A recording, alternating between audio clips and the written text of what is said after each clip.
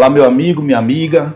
Que alegria estarmos aqui mais uma vez para fazer a recapitulação da lição da Escola Sabatina. É um momento muito especial onde nós pegamos aquilo que estudamos durante toda a semana e fazemos aqui a recapitulação. Se você não é adventista, não conhece a nossa lição, nós estudamos sistematicamente a Palavra de Deus através desse guia, a lição da Escola Sabatina, que nada mais é do que estudar a Palavra de Deus. A lição ela é estudada a cada trimestre, a gente aborda um tema, né? Esse trimestre a gente está abordando aqui temas do Evangelho de João, né? Já estamos aqui na lição número 9, já indo para o finalzinho, né, do trimestre, e o título da lição dessa semana é A Fonte da Vida, e nós sabemos que a fonte da vida é Jesus, não é isso? Isso ficou muito claro para a gente, estudando aqui o Evangelho de João. Então, hoje nós iremos fazer essa recapitulação. Conto com a presença do meu irmão Messias. Bom dia, feliz sábado. Estamos aqui para estudar mais um pouquinho da Palavra de Deus e aprender mais um pouco aqui para fortalecer a nossa fé. Muito bem. Irmão Ed. Queria desejar um feliz sábado a todo que está em casa e pedir que o Espírito Santo possa estar presente, tanto conosco quanto com você que está aí, para que possa relembrar, né, e recapitular temas interessantes, espirituais para a nossa vida. Muito bem. E hoje, pela primeira vez participando conosco, a irmã Tassiane. Bom dia, feliz sábado. É um privilégio poder me unir a esse grupo para juntos mais uma vez estudarmos a Palavra de Deus. Muito bem, é isso aí. O verso da semana, o verso que a gente chama de verso para memorizar, ele se encontra em João, capítulo 14, versículo 6. Porém, antes de iniciarmos aqui a nossa recapitulação e a leitura do verso, eu gostaria que o irmão Ed fizesse uma oração para que o Espírito Santo conduza esse estudo aqui conosco. Com certeza. Você que está em casa também pode orar junto conosco. Querido Deus e eterno Pai, te damos graças, Senhor, pelo teu amor, tua misericórdia e tua bondade. Pedindo que teu Santo Espírito esteja conosco e com aqueles que nos assistirem por meio dessa transmissão, para que possamos ter o pleno conhecimento do teu caráter de amor e de verdade centrado em Cristo Jesus. Essa é a nossa oração, em nome do teu Filho amado, a quem nós cremos. Amém. Amém. Amém. Amém. Eu queria fazer um pedido para você que nos acompanha aí, independente de que você seja adventista ou não, você curtir o nosso conteúdo, né, compartilhar com seus amigos e deixe seu comentário. De repente você não está assistindo ao vivo, você está assistindo a gravação. Deixa seu comentário, compartilhe, curta o nosso conteúdo, porque assim você vai estar ajudando a levar a palavra de Deus para mais pessoas, tá bom? Então dê essa força aí para a gente.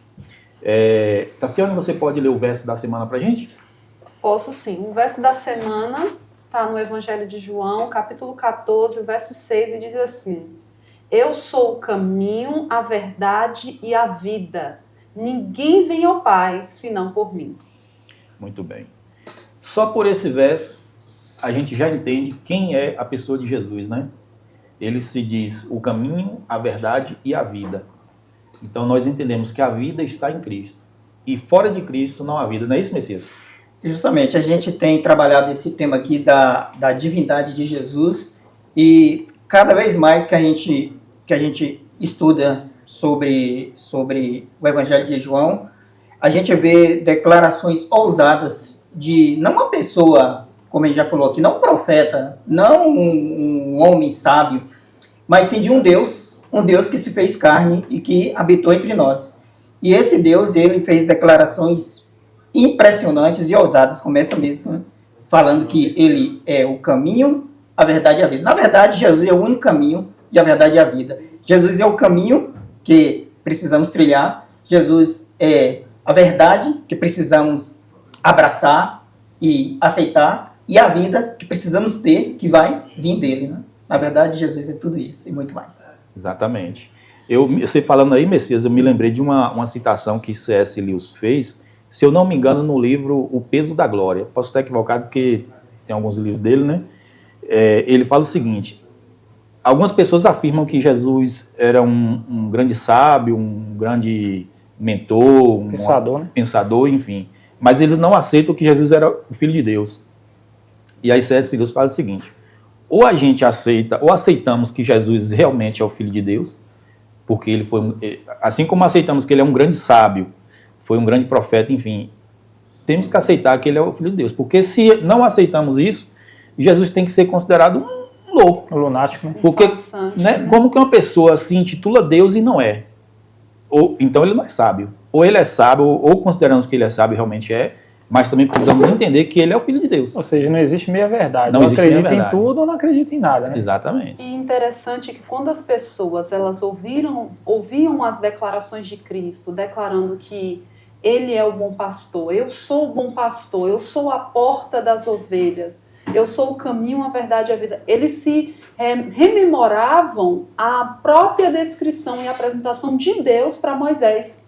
Quando ele declarou ali na sarça ardente que eu sou o que sou. Exatamente. Quando você for lá para o Egito, que perguntarem quem é, em nome de quem que você está indo, pode dizer que você está indo em nome do Deus eu sou. Então as pessoas sabiam que aquela declaração de Cristo era de fato a afirmação e a declaração que ele era Deus, que ele era um com Deus, que ele era o Filho de Deus. E pra Muito quê? bem, isso mesmo. Pode falar. E muitos desses momentos, né, irmãos que estão aqui, vocês que estão nos ouvindo, né, os judeus entenderam o que Jesus estava falando, é tanto que queria algumas vezes apedrejá-lo por causa das declarações ousadas que ele fazia, confirmando o que a irmã está falando aqui Sim. agora. Exatamente. E de certa forma, por ele dizer assim, o eu sou, a gente costuma muito dizer, eu sou médico, sou padeiro, eu sou professor, sou isso, aquilo. Mas essa prerrogativa é até para diferenciar ele de todas as coisas. Ele diz, eu sou o que sou.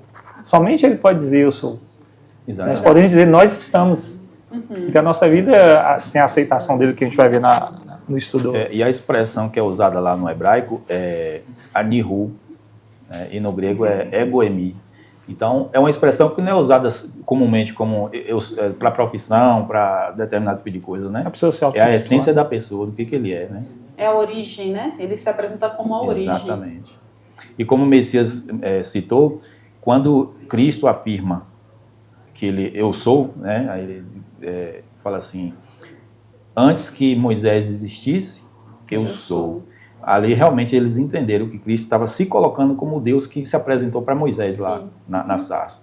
Por isso eles pegaram pedra para apedrejar, porque segundo a crença deles, dos judeus, uma pessoa que não é Deus, um ser humano se tentar se colocar como Deus, era blasfêmia e a pena é a morte por apedrejamento. Então, foi exatamente isso que eles entenderam, né, Messias? Isso, justamente. Vamos avançar aqui para a parte de segunda-feira, que o tempo aqui é bem curto. A vida estava nele. Quem nos acompanha sabe aqui das nossas afirmações sobre Jesus. Infelizmente, existem uns segmentos aí cristãos, né, que afirmam que Jesus foi um ser criado. Exatamente. Uma criatura, sabe? Mas, quando a gente estuda aqui o Evangelho de João, à luz de todas as revelações aqui que a gente tem, tanto do Antigo Testamento como do Novo Testamento, não dá espaço nenhum para a gente entender ou pensar que Jesus é uma criatura. Não, Jesus não é criatura. Jesus tem vida em si mesmo. Por isso que ele falou que ele é a ressurreição e a vida, o caminho, a verdade e a vida, ele é a videira verdadeira, ele é a porta, ele é tudo isso porque ele é Deus. Então ele tem vida em si mesmo. Ele é a segunda pessoa da divindade.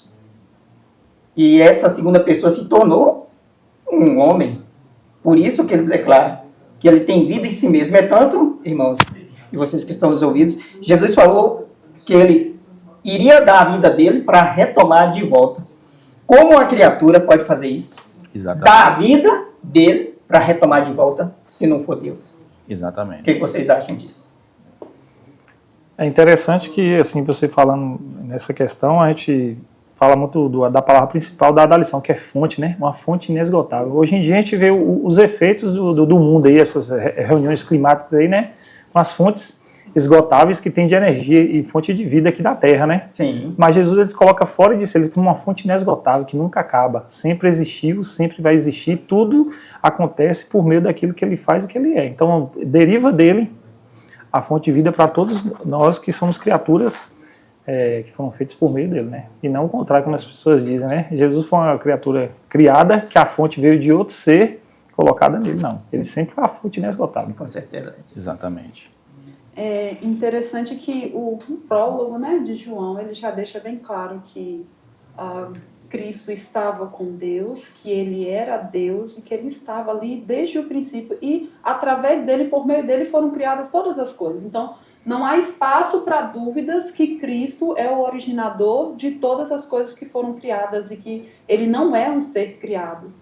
Eu acho interessante que a lição ela traz para nós uma frase que me chamou bastante atenção, que aquele que trouxe vida para um mundo que era em completo caos, o texto bíblico, ao fazer a descrição da terra antes mesmo de ser criada, fala que era sem forma e vazia e as trevas pairavam sobre aqui. Aquele que trouxe vida para esse completo caos é o mesmo que traz vida para nós hoje. É só através de Cristo que nós temos a oportunidade de ter a vida. Não somente a vida como o fôlego de vida que todos nós estamos respirando aqui, mas a vida eterna, né? Sim. Nós estamos falando aqui de eternidade. De eternidade, justamente.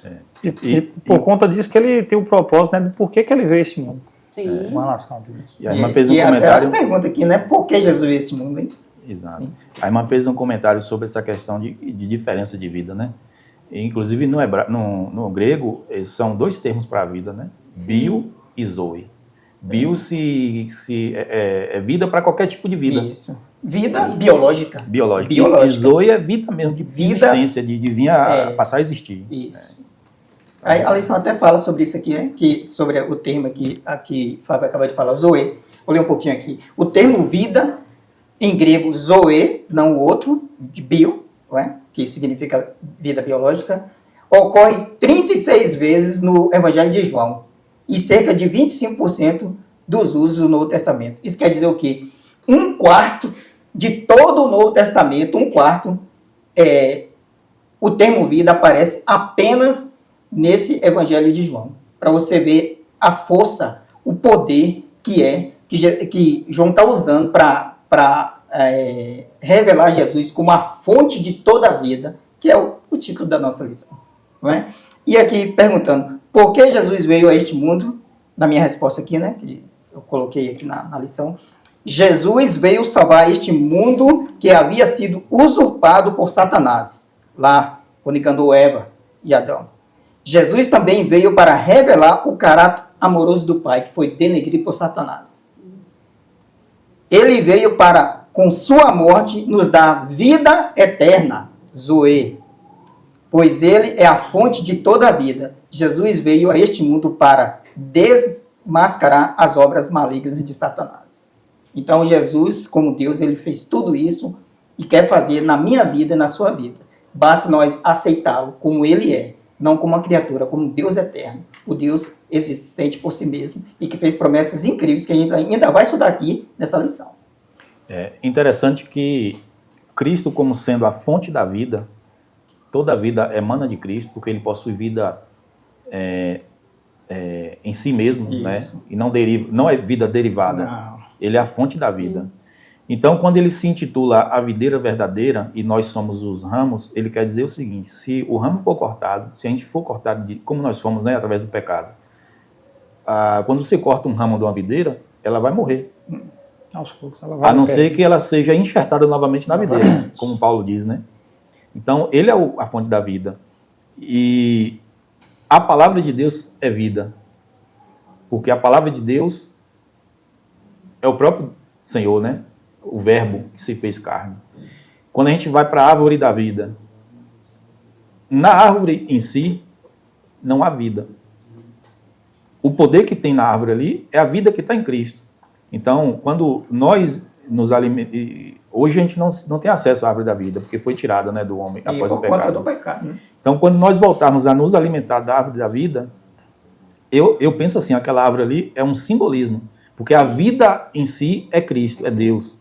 Então, quando nós nos alimentamos da árvore da vida, a vida que nós recebemos ali é do próprio Cristo. Ele vai ser a própria árvore. Fala que eu estarei no meio de vós com Exatamente. Ele vai ser a árvore. A fonte da água da vida Está presente é o próprio Cristo. É por isso que ele diz, aquele que não comer da minha carne e não beber do meu sangue, não terá vida. E mais, ele veio assim, dar um sentido verdadeiro e pleno da vida que ele ofereceu lá no Éden. Porque nesse contexto da humanidade hoje em dia, as pessoas creem que a vida está nascer aqui, viver aqui, morrer aqui, acabou. Ele veio dar uma nova concepção para isso. A vida não é isso. Vocês viver, sofrer e apenas morrer. Exatamente. Eu vim para dar vida e vida em abundância. É uma vida plena, sem que os efeitos do pecado pudessem afetar mais o ser humano. Ele veio dentro da sua missão também dessa concepção. Que há algo além dessa vida que a gente vive aqui, algo maior, algo pleno, que tem nele, e que através dele vai fazer isso. foi demonstrado isso em várias situações da sua convivência terrena aqui, através dos milagres e curas que ele fazia nas pessoas, né, que já estavam fadadas à morte ali. Exatamente. Muitas vezes até morria, né? E ele ressuscitava eles. É isso aí. E muitas vezes alguns irmãos que nos acompanham, pode ser que não tenha claramente essa noção. Só a vida em Cristo. Quando o ser humano pecou através de Adão e Eva, houve uma ruptura. Isso. Foi desligado da fonte da vida e estava sentenciado à morte. Assim como o ramo é tirado da videira, o ramo está sentenciado à morte. Porém, Cristo, com o Pai e com o Espírito Santo, a divindade, eles tinham já um plano para a redenção do ser humano, ou seja, para recolocar o ser humano ligado à videira, que é através da morte e sacrifício de Cristo. Ele morreu ele pagou o nosso preço. Então, por isso, eu já vi algumas pessoas perguntando, mas por que Cristo teve que morrer? Outro dia eu vi um ator famoso aí aqui do Brasil, ele dizendo ele dando um motivo pelo qual Cristo morreu. Só que o motivo que ele deu é totalmente distorcido. Não foi por esse motivo. Cristo não morreu para mostrar para a humanidade que a humanidade deve amar e perdoar. Não foi só para isso. Ele morreu porque se ele não tivesse morrido, nós estaríamos condenados à morte. Não teria solução. A morte eterna. Então, teve um propósito profundo na morte de Cristo, que foi dar para todo ser humano a possibilidade de viver eternamente. O pecado, ele abriu um abismo Exato. entre Deus e os seus filhos, né? Houve separação. Acredito que esse é um dos piores males que o pecado ele pode trazer para a humanidade, é a separação de Deus. E quando está se desconectado de Deus, impossível ter vida. Exatamente. Alguns dias atrás, um colega meu de trabalho estava falando que assistiu uma peça teatral e que lá estava representado o céu e o inferno. E ele ficou apavorado com o inferno. Ele disse que o povo colocou lá fogo e tal, e ele começou, e ele não tem tanto tato com a palavra de Deus, e ele começou a falar. Eu passei pelo corredor e percebi que a conversa estava meio assim, aí eu fui lá explicar para ele. E ele, quando eu falei bem assim para ele, as pessoas vão morrer, vão deixar de ter vida porque se desconectaram da vida. Exatamente. Cristo é a fonte primária da vida. Se nós, o próprio texto de João, lá em 1 João capítulo 5 diz, se nós temos o Filho, nós temos a vida. Se nós não temos o Filho, então a possibilidade de rejeição ela é real. Você pode rejeitar ter a vida, mas por outro lado, se você rejeita a vida, e como nós estamos tratando aqui de âmbito de eternidade, rejeita a vida eterna, a única coisa que sobe para você é o quê?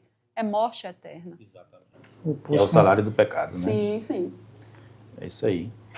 Então, nós vimos aí que algumas pessoas, e infelizmente a maioria das pessoas, rejeitaram a fonte da vida, né? Que é Cristo. Isso aconteceu lá nos tempos que ele viveu aqui na Terra, os fariseus, os saduceus, e muitos rejeitaram a Cristo, mesmo diante de todas as evidências de que ele é o Filho de Deus e veio para morrer em nosso lugar, para trazer redenção e vida eterna para cada um de nós. E muitas pessoas, infelizmente, não creram e se creram, rejeitaram a fonte da vida. Eu penso assim que ele era muito cuidadoso para que ninguém pereça, como eu falar em 2 Pedro, né? Ele não quer que ninguém pereça, mas todo chega ao pleno arrependimento ou conhecimento dele. E ele tinha um cuidado de se certificar de que as pessoas estavam entendendo o que ele está falando. Aí entra o caso do episódio em que ele questionou os discípulos, né? E aí, o que vocês acham que eu sou? Aí Pedro vai lá e dá aquela declaração, né? Mas o que a gente vai? Se o Senhor que é aquele que tem a vida eterna, Pedro demonstrou ele ter o conhecimento verdadeiramente do que Jesus era e da proposta que ele tinha de vida para as pessoas, né? Onde a gente vai? Se só você tem a fonte de vida, é a fonte de vida. E ele usa o termo palavra, né? Só o Senhor tem palavra da vida. Então, eu gosto da resposta de Pedro quando ele fala quem. Quem se refere pessoas, não objetos, não coisas, não lugares, não espaços. Quem é pessoa? É como se ele se voltasse para Cristo e dissesse assim, quem? Qual é algum outro que tem capacidade de nos dar vida? Quem é capaz de nos alimentar como o Senhor tem nos alimentado? Quem é capaz de trazer nova vida e trazer esperança para o nosso coração? E a resposta para todas essas perguntas é ninguém a não ser o próprio Cristo. É só Ele. E Pedro ele deixa isso assim, ele enfatiza isso e deixa isso bem certo. É só o Senhor que tem as palavras que traz vida eterna. E a parte de segunda-feira que estamos tratando, né? As palavras da vida eterna. As palavras da vida eterna que veio dos lábios de Jesus. Infelizmente, muitos que eram assim seguidores de Jesus eles acharam que as palavras de Jesus eram muito duras. Sim. Isso porque, irmãos, e vocês que estão nos assistindo, porque tem hora que a pessoa só está pensando nas coisas aqui da terra. Jesus, ele fazia milagres e coisas extraordinárias, e as pessoas não viam como ele queria que fosse visto. Não como um que podia multiplicar os pães, ou podia curar as pessoas, mas como a fonte da vida. E aqui nessa parte de segunda-feira que trata das palavras da vida, não é? Aqui, e essa afirmação de Pedro, as palavras de Pedro sobre vida eterna, trata de um tema que permeia o Evangelho de João. A ideia de vida eterna é mencionada várias vezes no contexto da alimentação dos 5.000. Não é? Então, naquele contexto ali, que Jesus fez a multiplicação dos pães e depois eles foram conversar com Jesus, que havia saído ali daquele local, não é? Eles, mesmo ter visto os sinais, eles ainda estavam pedindo mais sinais para Jesus. E Jesus falou com eles, né, que se eles quisessem ter vida, eles teriam que comer da carne e beber do sangue dele. Né? Nada aqui de canibalismo, viu, gente? Nada de canibalismo. A gente tem que entender as coisas à luz da palavra de Deus, sabe? A gente precisa ter uma experiência profunda, um encontro com Jesus, não é? Comer da carne, beber do seu sangue, é aceitar a palavra que ele traz através das Escrituras Sagradas. Isso aí, não é? Que, traduzindo a palavra, crer. Precisamos crer na palavra. A partir do momento que você coloca dúvida no que ele está falando, expressando ali, você vai sentir dificuldades de aceitar o que ele é. Então, por conta disso, por conta dessas palavras, muitas pessoas se afastaram. Mas, infelizmente, aconteceu isso aí, mas, felizmente, aquele que ele escolheu não se afastou. Aí que a gente vê a declaração de Pedro, que só Jesus tem as palavras da vida eterna. E outra coisa aqui, para mim, só finalizar minha fala aqui, dessa parte aqui de segunda-feira, diz assim, a salvação proposta por Jesus, é claro, e óbvio, não vem da filosofia, não vem da história ou da ciência, nem de qualquer outra disciplina humana. Então, a salvação não vem nada disso, não vem nem da medicina, porque alguns aí estão fazendo algumas coisas, não vou comentar aqui não, senão vai demorar um tempo. Não vem de outras religiões, não é? Não vem de outras religiões. Jesus, ele foi enfático, que ele é o caminho, a verdade e a vida, e ninguém vem ao Pai senão por ele. Então, foi uma declaração muito ousada mesmo de Jesus. E essa declaração a gente tem que aceitar. Se você não aceitar, vai incorrer nessa rejeição que muitos do passado fizeram e muitos do presente, infelizmente, por não compreender, estão fazendo também. Isso é muito perigoso, viu? Muito perigoso. É um dos efeitos do pecado, né? Fazer com que a gente tenha dificuldade de compreender aquilo que Jesus veio nos trazer, né? E aí se apoia em filosofia, ciências, coisas que estão desenvolvidas já há muito tempo aqui na cultura do ser humano. Então tem dificuldade. E Jesus, como eu falei, ele é sempre cuidadoso, ele falava, ele dava exemplos, ele fazia curas, milagres, fazia associação com o contexto ali que as pessoas tinham, mas ele sabia que as pessoas só teriam capacidade realmente de crer depois que ele falasse, se tivesse a intervenção do Espírito Santo.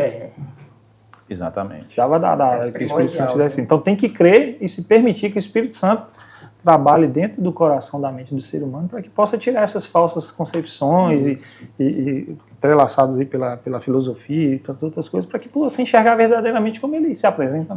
E outra coisa também que a gente tem que entender, sabe, nesse contexto que a gente está estudando aqui dessas lições, é o contexto que aquele povo estava vivendo. Eles já haviam sido muito influenciados por coisas externas. Uma dessas coisas que a gente pode citar aqui, a filosofia grega, né? Então eles já tinham conceitos totalmente assim, bem diferentes e bem distorcidos da palavra de Deus. Então eles estavam realmente bem afastados do que realmente Deus queria que eles tivessem, infelizmente. É isso mesmo. É interessante que o texto bíblico ele coloca como critério para nós termos acesso a essa vida eterna a fé. Sim. Lançar a fé sobre Cristo é a chave para nós termos acesso à vida eterna.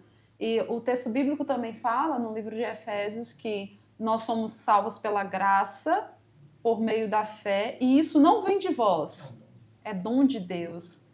Percebam que Deus ele faz tudo para que o ser humano aceite essa salvação. Até a fé ele está ofertando a cada um de nós.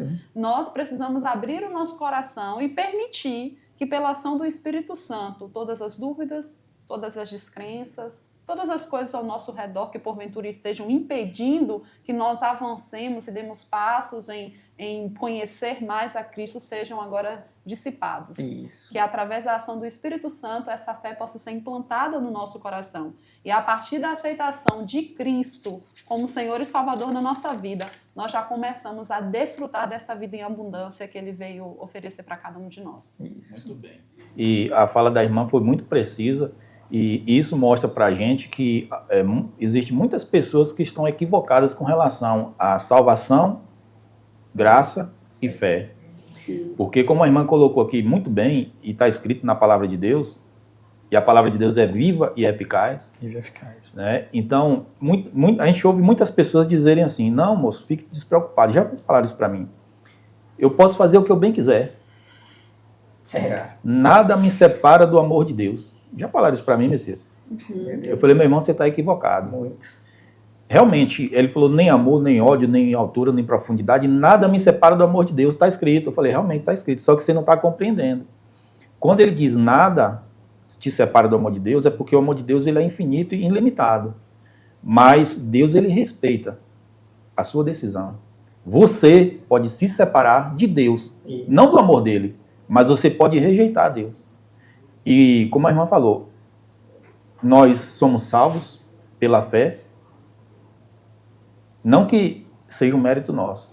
Porém, Deus ele implanta a fé no nosso coração, mas ele respeita a nossa decisão de aceitar ou não, aceitar ou rejeitar. É por isso que o próprio Cristo falou, todo aquele que crê em mim será salvo. Quem não crê já está condenado. Ou seja, tem uma contrapartida do ser humano, né? Você tem o livre-arbítrio de aceitar ou rejeitar a graça. Né? Só para esclarecer. Dentro do princípio que quer ter vida, tem que aceitar e estar com ele. Não Exatamente. Quer ter vida, se desligar dele, é só rejeitar. Tudo aquilo que eu Exatamente. Eu acho interessante que a lição ela traz para nós um termo que é bastante comum nós utilizarmos, que é ser filho de Deus. Sim. E há uma condição para ser filho de Deus, porque o verso diz, eu gostaria de pedir licença a todos aqui para fazer a leitura, Sim. o capítulo 1 do Evangelho de João, do verso 12 e 13, diz assim, mas a todos quanto receberam, e aqui a gente está falando de Cristo, né? Começa a falar de Cristo como apresentando como a palavra, como o verbo que se tornou carne, e aí eu vou continuar. Deu-lhes o poder de serem feitos filhos de Deus, a saber, aos que creem no seu nome, aos quais não nasceram do sangue, nem da vontade da carne, nem da vontade do homem, mas de Deus. Então, nós somos feitos filhos de Deus a partir do momento que nós cremos em Cristo Jesus. A aceitação em Cristo Jesus nos torna filhos de Deus. E aí nós temos outro texto que também é relatado aqui no nosso guia de estudo, que fala que o Espírito Santo testifica que nós somos filhos de Deus. A ação da fé e do Espírito Santo em nosso coração nos leva, nos conduz a um caminho de obediência. Exatamente. Nos leva a uma novidade de vida impossível. E eu declaro isso com toda a convicção. É impossível um coração ser tomado pela graça de Deus, ser cheio do poder do Espírito Santo e viver em desobediência. Exatamente. É impossível um coração que foi salvo pela graça do Senhor insistir com o relacionamento com o pecado, não. Há sim uma quebra, há sim uma luta, o próprio livro de Romanos, Paulo fala lá, o bem que eu quero, esse eu não faço mais mal. Há uma luta, há uma trava, e o Espírito Santo, ao trabalhar no coração, vai trazendo aquele pecador arrependido para mais perto de Deus, e vai lhe dando ali o status de filho de Deus. Gente, ser filho de Deus é um grande privilégio, é um grande privilégio.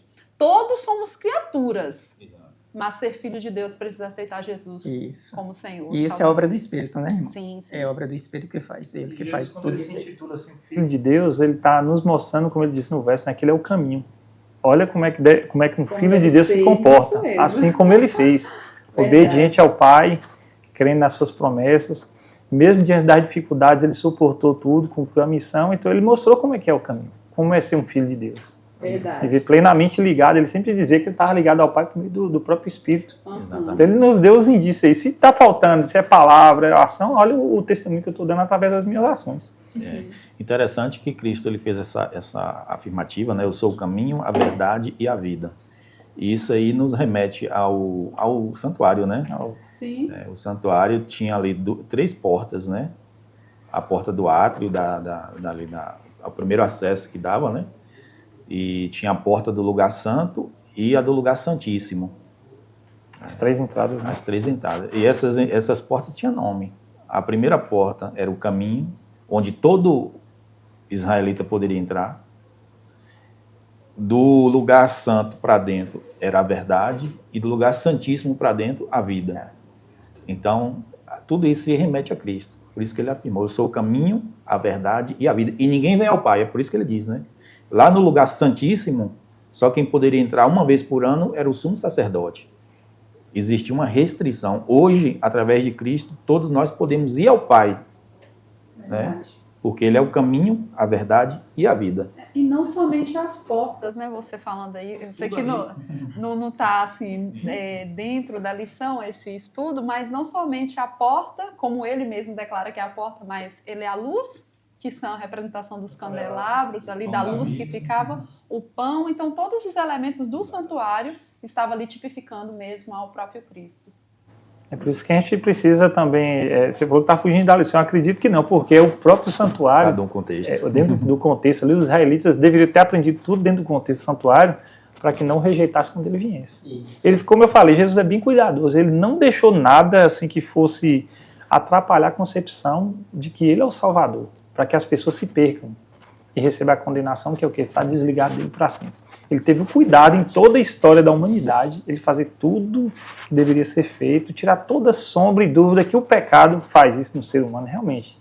Quando o ser humano está afastado de Deus, ele entra numas trevas assim, complicadas de sair dela, e somente a luz para dissipar essas trevas. E a própria luz era ele. Exato, é isso mesmo. E aí a gente já entra aqui, pegando a fala de Ed aí, já entra para a parte de quarta-feira, rejeitando... Temos 5 minutos para a gente... Isso, já para finalizar mesmo. Rejeitando a fonte da vida, rejeitando Jesus. Olha só, muito triste, mas a gente tem que falar aqui. Algumas das narrativas mais tristes da Bíblia estão no Evangelho de João. João 1, 5, 10 e 11. O Eu Sou, o Deus Eterno, foi rejeitado por muitos do seu povo, próprio povo. Por que eles rejeitaram? Olha bem, presta bastante atenção agora. O modo de pensar humanista contemporâneo começa com a dúvida. Olha, que coisa mais incrível. As pessoas questionam tudo para então determinar o que é verdade. Aquilo que sobrevive ao fogo do interrogatório é aceito como conhecimento sólido, semelhante a uma rocha, algo em que possa depositar a fé. Algumas pessoas aplicam esse mesmo método ao estudo da Bíblia, questionando tudo do ponto de vista científico, histórico, psicológico, filosófico, arqueológico, geológico e por aí vai, a fim de determinar o que é a verdade na Bíblia. O próprio método se baseia na dúvida sobre a veracidade das Escrituras. Cristo perguntou, quando o Filho do Homem vier, porventura achará ainda encontrará fé na terra? Então, todos nós corremos esse risco aqui de nos lançar nessa filosofia, nesse pensamento chamado pensamento humanista. Deixar de acreditar na palavra de Deus para acreditar na minha concepção, no meu academicismo, no que eu aprendi de visão de mundo e desacreditar na palavra de Deus. Quem fez isso se deu mal. A lição fala aqui alguns exemplos. Por exemplo, quem fez isso? Adão e Eva lá no Jardim do Éden. Eles deixaram de acreditar no que Deus falou. Deus falou, se eles comessem daquele fruto ali, eles iam morrer. Né? Mas eles acharam que não. Outro aqui que a gente pode ver também, né? Os espias lá na entrada de Canaã também duvidaram na palavra de Deus. Levaram um relatório negativista e fizeram com que o povo não entrasse e ficasse 40 anos nos desertos. E o próprio Jesus também no deserto da tentação. Mas em todos esses aí, Jesus se serviu unicamente da palavra de Deus e deixou o conceito humanista de lado. Deus permitiu que essas ações ocorressem para que fosse exercitado o poder da fé ou da dúvida. Sim, através da porque escolha. nós temos livre-arbítrio, não é? O nosso tempo, infelizmente, acabou. Eu gostaria que aqui, brevemente, cada um fizesse seus comentários, considerações finais, para a gente encerrar a recapitulação. Infelizmente, a gente não conseguiu pegar todo o conteúdo porque o tempo é curto, mas eu acredito que deu para fazer uma recapitulação. Você, Messias. Sim. Aqui, já para finalizar mesmo, a parte de quinta-feira, bem rapidinho. Cristo tinha à sua disposição a mesma ferramenta de pensamento humanista usada por Adão e Eva, pelos antediluvianos e pelo Israel em Cádiz Barnea.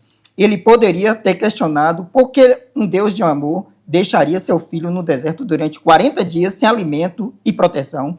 Ele também poderia ter determinado provar que era filho de Deus, porque o inimigo falou, se tu és filho de Deus, transforma essas pedras em pão. Ele também poderia, vou transformar essas pedras em pães. Em vez disso, Jesus respondeu com a palavra de Deus. Ele agiu com base nas coisas celestiais, as coisas do alto, e não segundo os padrões de pensamentos deste mundo. Facilmente, Cristo poderia ter racionalizado e decidido tomar uma decisão errada, o que tantas pessoas, infelizmente, mesmo cristãs, têm feito. Isso é triste, mas nos apegamos à palavra de Deus, porque ela é o nosso recurso para a gente obter essa promessa maravilhosa da vida eterna. Okay.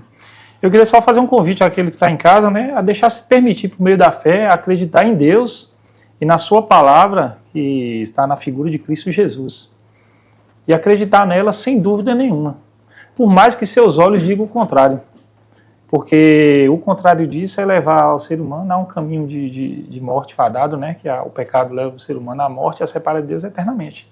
E através dele, Jesus Cristo, você tem a condição de você cumprir o propósito de Deus para a humanidade, que é ter vida, vida eterna e vida em abundância. É isso mesmo.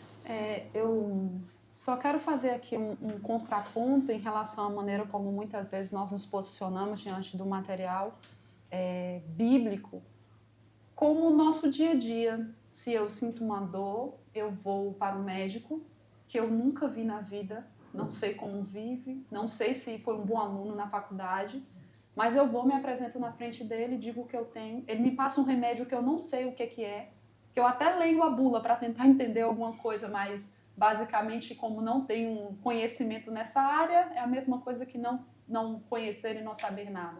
Mas eu acredito naquele médico, prontamente tomo aquele remédio, acreditando que aquele remédio vai me fazer bem, vai me dar a restauração da minha saúde. E tá tudo bem, e de certa forma a gente faz esse movimento aí parecendo como se fosse natural. Nós vamos para as nossas faculdades, recebemos livros de autores que nunca temos contato, que não sabemos como é a forma que viveu, e nós também depositamos nossa confiança nesses autores, estudamos e dizemos que temos total conhecimento a respeito daquele assunto específico. Mas quando se trata a respeito do texto bíblico, de um Deus que está perto de nós, que cuida de nós, o nosso questionamento para com Deus é diferente para com o nosso relacionamento com outras entidades que também dizem dotar conhecimento e trazer benefício para nós. E ser fonte de verdade. O que eu vejo e ser fonte de verdade. O que eu vejo é que nós, às vezes, esquecemos que nós estamos numa esfera totalmente diferente da de Deus. E Deus, ele está numa esfera superior. A dúvida por si só, ela não é pecado. Ela não é pecado. Mas quando você trata a sua dúvida dizendo assim, entre eu e Deus, se tem alguém errado, quem que está errado, gente? Será que é difícil demais a gente responder isso?